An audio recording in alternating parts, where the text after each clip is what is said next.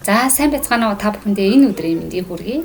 За Thinkific-дээр цахим сургалтын вебсайт хөгжүүлэх ингээд сургалтанд сууж байгаа хүмүүстэй ер нь сургалтандаа хэрхэн үр дүнтэй суралцах талаар багш нь товчхон зөвлөгөө өгье. За энэ сургалтын маань яг гол зорилго нь бол нэгдүгээрт нь Thinkific гэх сургалт удирдах системээр чөлөөтэй ажилд сурах чадварыг эзэмших. Хоёрдугаарт нь тэрхүү чадвараа ашиглаад өөрийн цахим сургалтын вебсайтыг хөгжүүлэх. Гуравдугаарт нь тэрхүү цахим сургалтын вебсайтн дээр өөрийнхөө цахим хичээлийг байршуулад сургалтаа удирдах ур чадварыг эзэмшихэд оршиж байгаа тийм ээ. За эдгээр гурван ур чадварыг эзэмшихийн тулд бид нэр энэ сургалтын дээр нь яаж суралцах ёстой юм бэ? Энэ хичээлүүдээр нь яаж үзэх юм бэ гэхээр. За багш нь болохоор энэ хичээлийн хөтөлбөрийг болохоор айл болох үр дүнд суурилсан байдлаар хийхийг хичээсэн. Хичээгээд ирнэ хөтөлбөрийг боловсруулсан байгаа. Тэгэхээр та бүхэн маань яг хичээлээ энэ хөтөлбөрийн дагуу ингээ явахаар бол ерөнхийдөө энэ Арибкогийн сургууль гэдэг энэ домен дээр байж байгаа энэ вебсайтыг түрээс эхнээс нь алхамаар ирэн дуустал нь хийж сурна.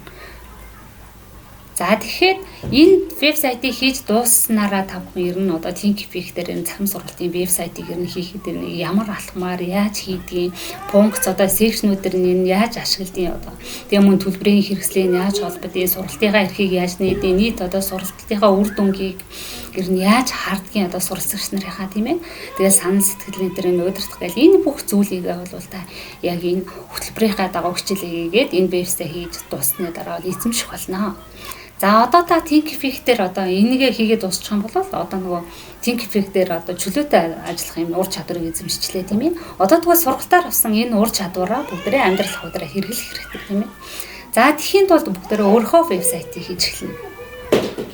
За тэгээ өөрийнхөө вебсайтыг хийж эхлэхээс өмнө бол вебсайтаа хийх төлөвлөгөө гаргах хэрэгтэй тийм ээ. За төлөвлөгөө гэдэг нь товчхондоо ерөөсөө таны вебсайтер нь ямар загвар дизайнтай байх нь тэрийг ер нь гар эскиз маягаар гаргах хэрэгтэй. За тухайлбал эдгээр лого нь ямар байх юм тийм ээ. Тэгээ лого нь ямар байх юм, меню цэснүүд нь ямар меню цэстэй байх юм. Тэгээ жишээлбэл өнгө нь ямар байх юм. Тухайлбал энэ Арибкогийн сургууль гэдэг энэ вебсайтны хувьд цэнгэр өнгө, ягаан өнгө, цагаан өнгө ингээд гурван өнгөний ёслолыг бол тагнасан байна тийм ээ. Тэгвэл таны вебсайт чи ямар өнгөтэй байх юм тэрийгэ тодорхойлж өгнө. Тэгээ энэ зэснүүд нь ямар байх юм. Тухайлбал нүүр үүсэндээр гарч байгаа энэ агуулгууд маань ямар байх юм, ямар зураг текст ашиглах юм. За тэгээ сургалтууд руугаа орлоо гэхээр за сургалт болгоны маань энэ лендинг пэйж үе энэ хуудсууд нь ер нь ямар байх юм, ямар секшнүүд ашиглах уу гэдгийг ерөнхийд нь та ингээд төлөвлөд гар эскиз маягаар гаргачаад тэгснийхаа дараагаар Thinkific сургалт удирдах систем дээрээ ингээд өрөөд явах юм бол илүү цаг хэмнэнэ. За тэгхгүйгээр зүгээр ингээд шууд сургалтын эхнийхээ хичээлийг үзэнгүүтэл өөрийнхөө вебсайтыг ингээд хийх гэж оролдох нь бол танд маш их цаг алдна. Хоёрдугаар та өөрөө сургалтынхаа явцууд бол шантрах болно. Тэгэхээр эхлээд бол сургалтынхаа хөтөлбөрийг бүрэн дуусгаарай. Тэгснийхаа дараагаар вебийнхаа гар эскизийг гаргаад ингээд веб хийж явах явцад юм магадгүй мэдхгүй чадахгүй юм асуудал гарах юм бол багштайгаа холбогдоод зөвлөгөө аваад ингээд хамтдаа ингээд энэ вебсайтыг хийгээд явах боломжтой тийм ээ. За тэгээд багш нь болохоор team viewer-ээр өөрийн чинь компьютер руу хандаад өөрийн чинь веб дээр ингээд веб руу ороод веб дээр засвар хийгээд өгч болно. Эсвэл та веб руугаа хандах хэрэглэгчийнхаа эрхийг багш руугаа илгээгээд багш нь өөрийн чинь эрхээр ороод вебсайтаар засвар хийгээд өгөх.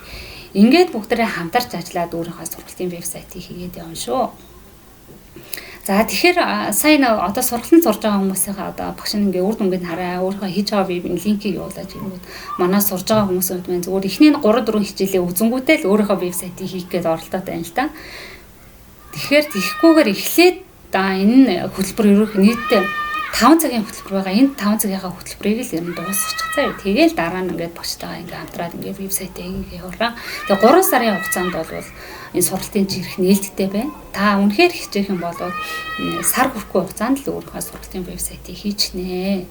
За та бүхэндээ амжилт хүсье. Баяртай. Тэгээд багштайгаа асуух зүйл байвал багштайгаа мэдээж холбогдно.